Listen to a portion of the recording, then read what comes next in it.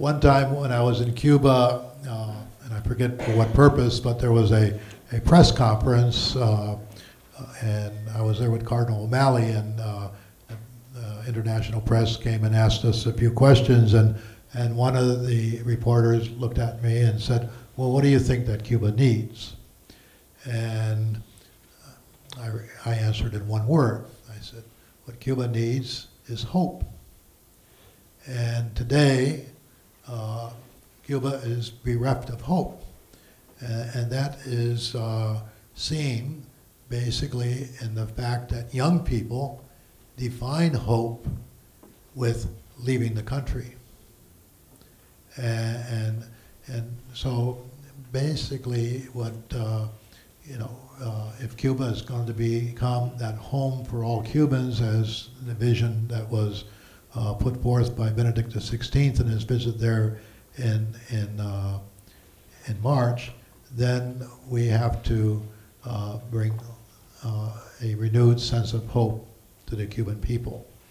I think that's what the whole purpose of John Paul II's visit to Cuba in 1998.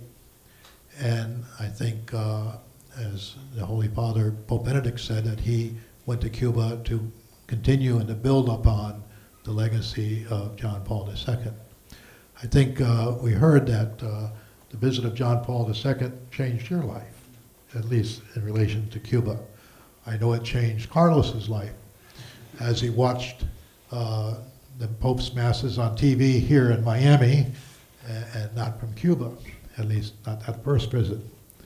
And so one of the things I still believe very strongly, and I don't think you have to be necessarily a Catholic to appreciate it, but I think if you take those speeches or homilies of the two popes and their visits to Cuba, the talks that John Paul II made in Cuba in 1998, and you take the talks that Benedict XVI made in Cuba just this past March, and read them, and they're available on the website of the Holy See, I think you can find in them that roadmap, if you will, to a future of hope for the Cuban people.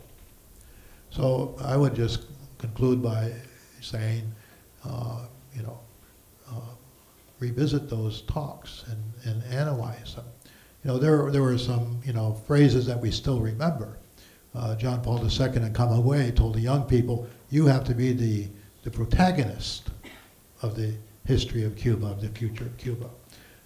There are all sorts of gems there that have to be fully